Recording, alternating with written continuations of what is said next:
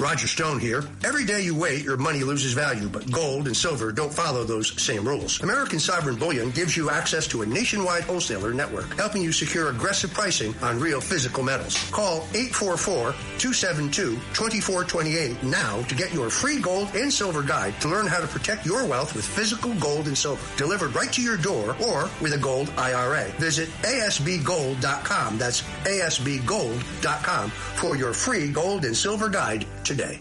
Excuse me! Taxi! This is the 77 WABC minicast. Joining us now is the great investigative journalist Peter Schweizer. And Peter, boy, there is so much information about all these crazy protests across the country. And, who's funding them? Who's behind it? And there's a lot of names that kind of keep coming up. You know these people better than anybody. Fill us in. Yeah, so what I would emphasize to people is, there are protests taking place, and that's something that happens in the United States all the time, but there's a foreign component to this.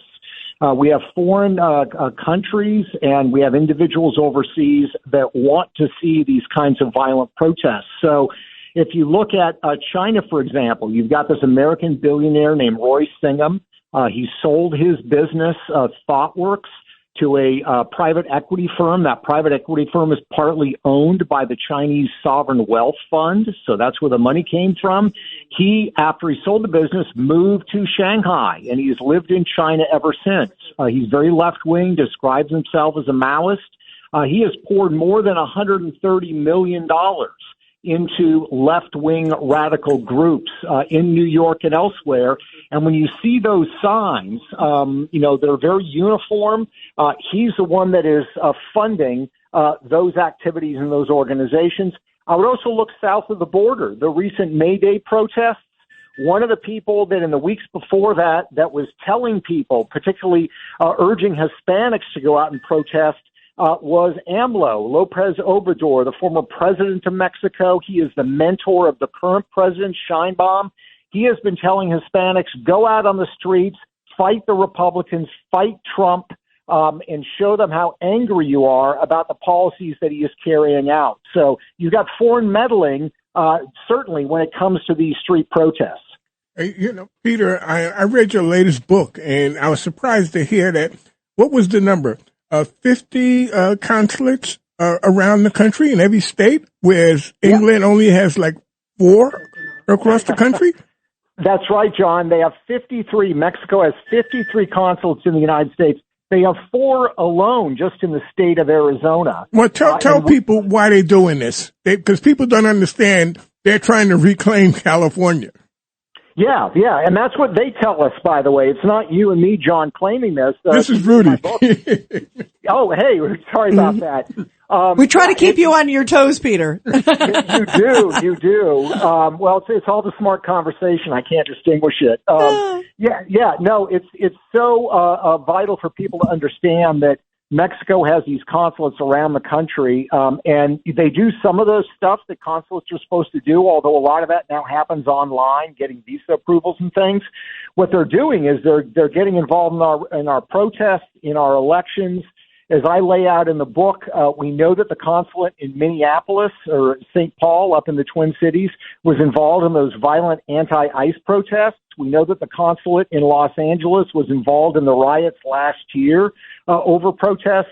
And we know that one of those consulates in Oklahoma City, Oklahoma, in 2024 at the end of May, held a meeting with left-wing and Democrat political activists. And the conversation, according to the transcript we have, included, we turned California from red to blue, we turned Arizona from red to blue. How do we turn other states from red to blue? This is a meeting with more than a dozen Mexican diplomats having this conversation with one political party in the United States. Totally inappropriate. They should not be doing it. Yeah, obviously, they're supposed to be apolitical. Judge Weinberg. Peter, good to talk to you again. And there's another component to this, too.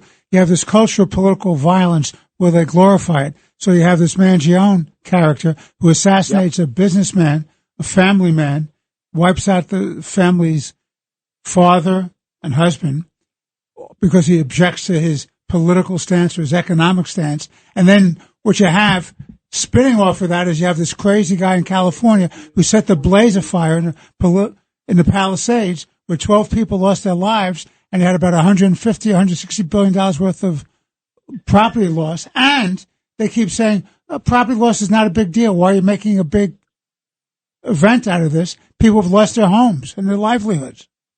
Yeah. No, you're right, Judge. I mean, this is the problem with rhetoric. So rhetoric is not violence, but rhetoric can encourage violence, especially when you code it in such moralistic, outrageous terms. So if you call a political leader like our current president, Adolf Hitler, somebody out there who's feeling lonely, who's feeling isolated, thinks to themselves, it's not a big leap at all. If I want to be a hero, who doesn't want to take out Hitler? Who shouldn't take out Hitler?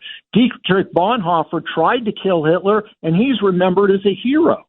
So when they throw around these exaggerated terms, it creates in the minds of people that, let's just say, have some emotional problems, feel isolated. It creates an incentive structure for them to say, I can turn my life around and be remembered as a hero if I take this violent action, whether it's trying to kill the president, whether it's trying to kill somebody with a corporation.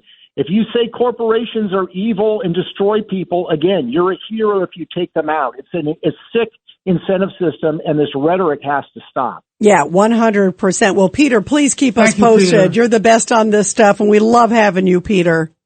Great to be on with you always. Thanks. Thank you, my friend. Sacco and Felix, New York and New Jersey's premier attorneys at law. Their team brings decades of experience across a wide range of practice areas. Whatever life brings, they're your legal team. From everyday matters to complex cases, they've got you covered with the experience you need and the results you want. Because when life gets complicated, they make it simple. SaccoFilas.com. SACCOFILLAS.com. 2 C's, 2 L's.